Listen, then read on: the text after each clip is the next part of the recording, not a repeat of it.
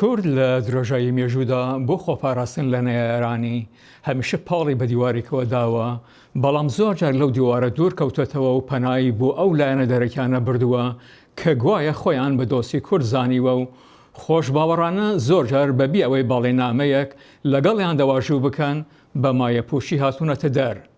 ڕۆژگار و ڕووداوەکان و بە تایبەت ئەمجارە لە ڕۆژئاواوە ئەوە دەسەڵمێنی کە لە ڕاستیدا کورد جێگە لە کێو شاخەکان بێدۆست و یاوەرە.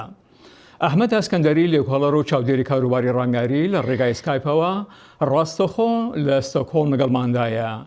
کاک ئەحمەد دەم باش و زۆر سپاس بۆ بەشداریکردنتان لە بەڕامەی ئەمڕۆی کورد کۆنەکشن. لەم گێژاوەدا بەڕێوەبەرانی ڕۆژاوە پەنایان بردە حکوومەتی سووریا بوو ئەوەی لەم بارودۆخەدا دژ بە هێرشەکانی تورکیا یارمەتیان بدەن. مەزلوم عەبدی فەرماندەی گشتی هێزەکانی سووریای دیموکرات دەڵێت ئەگەر لە نیوان سازش و ژنۆسایدا بژاردێکم هەبوایە هاوڵاتیانم هەڵدەبژێرم. چۆن دەڕوانە قسەکانی عەبدی و بژاردی هاوکاریکردنیان لەگەڵ سووریا و ڕووسیا؟ ڕۆژتان باش و ماندوو نەبن. من پێم وایە مەزلوم عەبدی و باقی سەرانی ڕۆژئاواش ئارەزویان ئەوە بوو کە هیچ وەختێ ئەو بەیانیان دەرنەکردایە ئەو ڕێککەوتنیان لەگەڵ ئەو حکوومەتە بەو شێوە نەکردایە. بەڵام ئارەزوو شتێکە واقعی سەر ئەرز شتێکی تر. بەم سیاسەتە تازەوە کە ئەمریکا گرتیە پێش، ئەوان ناچار بوون بۆ ئەوەی پێش بگرن بە کوشتارێکی زۆرتر و پێش بگرن بە داگیرکاری تورکیا و هەروەها بە خوێنڕشتن و بۆ ئەوەی کە ئاوارەبوونی خەڵکێکی هێجگار زۆر ناچار ملیانداوە بەو شتە بە پێی قسەی ڕێبەران و بە تایبەت ساڵح موسلیم کە وەبزام دوێنێ قسەی کردووە، دەڵێمە تەنیا ڕێکەوتنێکی سەربازیە و هێشتا هیچ ڕێکەوتنێکی سیاسی نەکراوە لەوەی کە ئیدارە چۆن بێ و بەڕێوەبەرایەتەکە دوایی چۆن بچێتە پێشەوە. کاک ئەحمەد ئەگەر زنجیرە درامای مانی هایستی ئیسپانیاتان بینی بێت بۆ هەر کردارێک پلانی ئەیوبی و سیان هەبووە، دەبوایە کوردیش بە هەمان شیواگەر پلانێکی سەر نەکەوت پلانێکی تری هەبوایە؟ بەڵێ دەبا بووی وایە، بەڵام مشکلی کورد ئەوەیە کە دەوڵەتێکی سربەخۆی نییە کە بەدەسەڵات بێوە لە دەوروبەرەوە بە ڕەسمیەت ناسرا بێتەوە.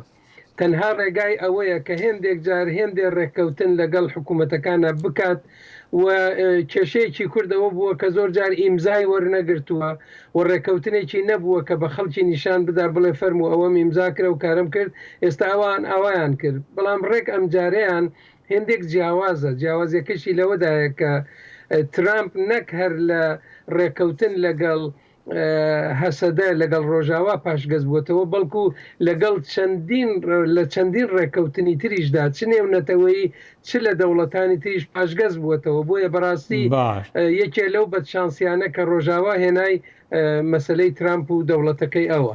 کاگامە چۆن دەڕوانە ڕۆڵی رووسیا لەم بارودۆخەدا؟ رووسیا بە دوای ئەو بۆشایی کە دروست بوو لە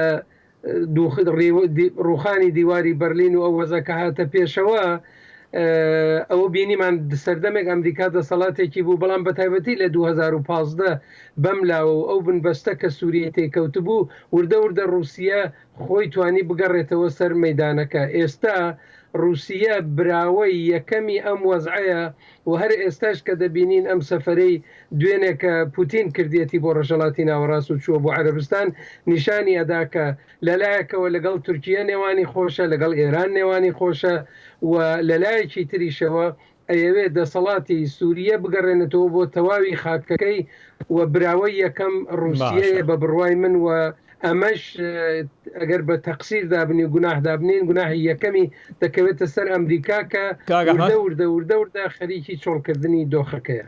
کاک ئەحمەد بۆی لە گۆڕەپانەکەدا دەگوزێرێت دەکرێت لەمە دووە بە ئەمریکا بڕوا کرد؟ نەخێر ناکرێت لە بەرخاتری ئەوەی کە تازەی تر هیچ ئیتمینانێ ناکرێت. هەر بۆیە ئێستا هەموو هێزەکان بە تورکیەشەوە، تورکیەش و عەرەبستانیش و ئەوانەی تریش خەریکی ئەوەن کە هەم خۆیان بەهێزکەن و لەوانەیە چەکی ئەتۆمی بەدەستبێنن و هەم بە دوای هاوپەیمانی تازەدا بگەڕێن بۆ ئەوە کە ئەگەر وەکو ئەم حاڵەتە ئەمریکا پشتی لێ هەڵکردن یەکەم بتوانن خۆیان هێزێکیان ببێ، دووهەم لە هاوپەیمانی تازە کەڵوەربگرن. ئەحمەد ئەسکەندەری لێکۆڵەر و چاودێری کاروباری ڕامیاری زۆر سپاس. سپاس.